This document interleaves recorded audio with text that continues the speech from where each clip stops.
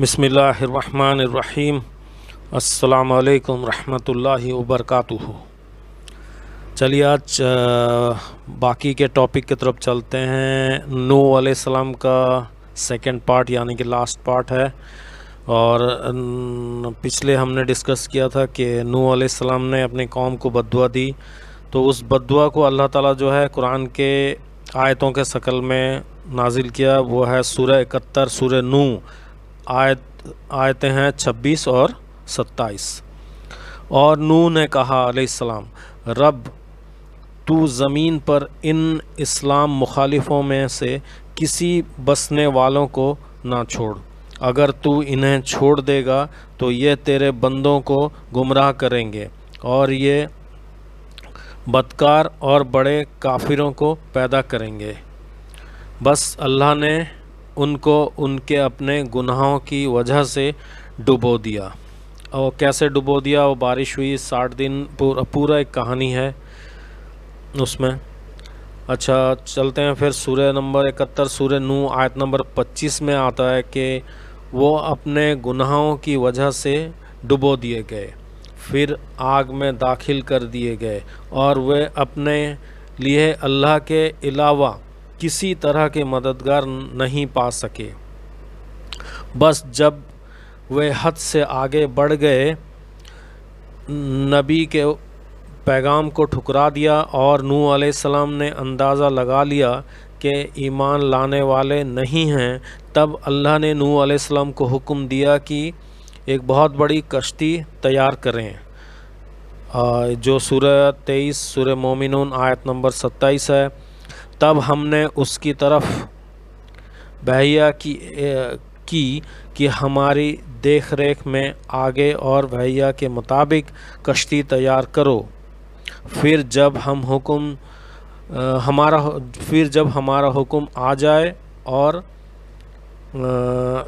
تنور ابل پڑے تو ہر ایک مخلوق میں سے ایک ایک جوڑا اس میں سے لے لو، اور اپنے گھر والوں کو بھی، سوائے اس کے جس کے خلاف پہلے ہی بات طے ہو چکی ہے، اور ظلم کرنے والوں کے متعلق مجھ سے بات نہ کرنا، وہ ضرور ڈوب کر رہنے والے ہیں۔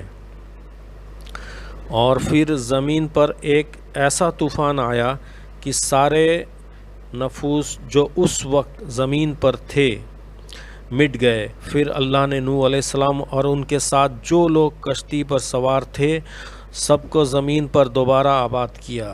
اس لیے نوح علیہ السلام کو دوسرا آدم یعنی کہ آدم ثانی ہم بول چکے ہیں، سیکنڈ آدم، ثانی کا عربی لفظ ہے سیکنڈ آدم کہتے ہیں، کیونکہ نوح علیہ السلام کے بعد وہ سارے لوگ جو ختم ہو گئے تھے، جو بھی دنیا چلی، پھر نوح علیہ السلام کے قوم کے جو لوگ زندہ تھے 80 کچھ ان میں سے چلی۔ کہتے ہیں کہ طوفان میں ڈوبنے والوں میں ان کی بیوی آخر اور ان کا بیٹا یام، ان کی بیوی آویر نام ہے، اور ان کا بیٹا یام بھی تھا، کیونکہ یہ دونوں نوح علیہ السلام پر ایمان نہیں لائے۔ اور بچنے والوں میں ان کے 3 لڑکے تھے جن کے نام یہ ہیں حام، سام اور یافس۔ یہ تینوں سے آگے جنریشن پھر چلا۔ حام سے یوروپین ہیں، یوروپین جو آپ کو گورے، تھوڑا سا وہ گلابی ٹائپ کلر وہ دکھیں گے آپ کو، یہ بہت یوروپین والے گورے وہ ہیں لوگ، وہ ہیں حام سے۔ تو سام سے ایشیا کے لوگ اور یافس سے افریقہ کے لوگ۔ سام سے ایشیا کے لوگ اور افریقہ جو کالے لوگ ہیں، نیگروز جنہیں کہتے ہیں۔ تو امریکن بھی آج کل 3 حصوں میں لوگوں کو ڈیوائیڈ کر رکھا ہے تفریقہ بازی کے لیے، وہ بھی کہہ رہے ہیں ایک دم وائٹ اپنے آپ کو کہتے ہیں، تو گیہویا رنگ جو ہے وہ ہم ایشینس لوگوں کو کہتے ہیں، جس میں انڈو پاک، بنگلہ دیش، چائنا کو بھی وہ ڈال رکھے ہیں، سب میں گیہویا رنگ، اور باقی افریقن کو، نگروں کو الگ کالے میں ڈال رکھے ہیں۔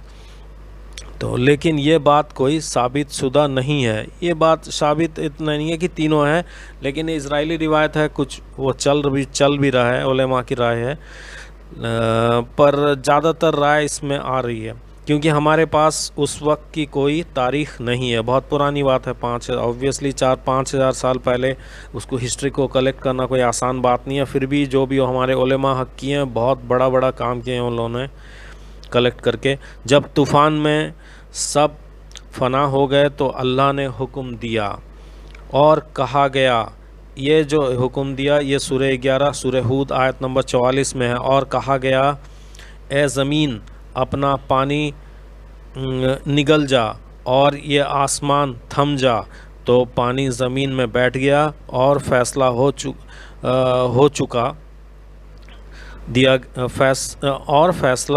چکا دیا گیا، اور وہ جو ناؤ ہے جودی نام کے پہاڑ پر ٹک گئی، اور کہہ دیا گیا کہ ظالموں پر دھکار ہو۔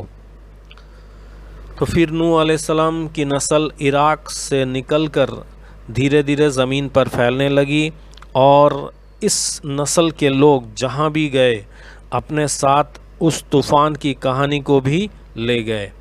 یہی وجہ ہے کہ اس طوفان کا ذکر دنیا کے ہر حصے میں پایا جاتا ہے۔ بائبل میں ہے کہ یہ طوفانی بارش 40 دن تک ہوتی رہی، جس کی وجہ سے زمین پر موجود تمام جانور پانی میں ڈوب گئے۔ بچنے والوں میں نوح علیہ السلام، ان کے 3 لڑکے اور ان کی بیویاں تھیں۔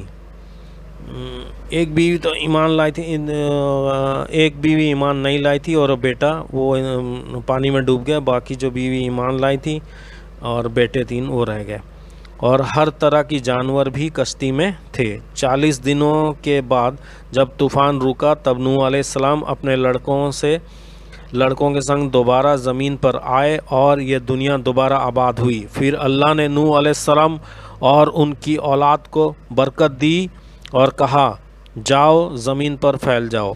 تو اس طرح سے نوح علیہ السلام آدم علیہ السلام کے بعد انسانوں کے دوسرے والد کہلائے۔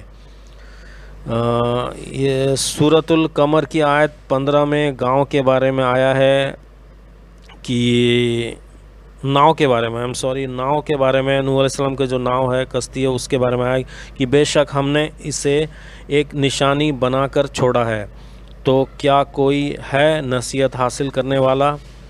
یہاں نشانی بنا کر چھوڑنے کا مطلب خود ناؤ نہیں ہے، بلکہ وہ پوری داستان ہے جو نوح علیہ السلام کے ساتھ پیش آئی۔ جیسے اللہ کے حکم سے ناؤ بنایا، پھر اس میں ایمان والوں کو سوار کرنا، پھر ناؤ کی جودی پروت پر پہاڑ پر ٹھہر جانا اور باقی لوگوں کا ڈوب جانا، یہ پوری واقعہ ایک نشانی ہے۔ ہم کو اس سے نصیحت حاصل کرنا چاہیے، اور یہ جو ہے نصیحت حاصل کرنے والوں کے لیے نصیحت ہے، اور نہ ماننے والوں کے لیے تو پھر وہ کچھ بھی نہیں مانتے۔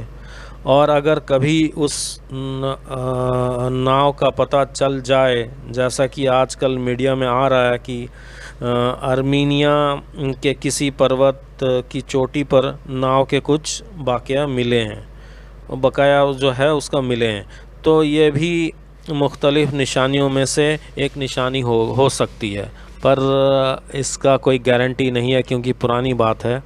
تو آج کے لیے اتنا ہی، اور ہاں نوح علیہ السلام کا جو مختصر ہے ٹاپک وہ ختم ہو چکا ہے۔ انشاءاللہ اگلے ٹاپک پر ہم ملیں گے اور ہود علیہ السلام کو سنیں گے انشاءاللہ۔ تب تک کے لیے دعا خیر میں یاد رکھیے۔ جزاک اللہ خیر۔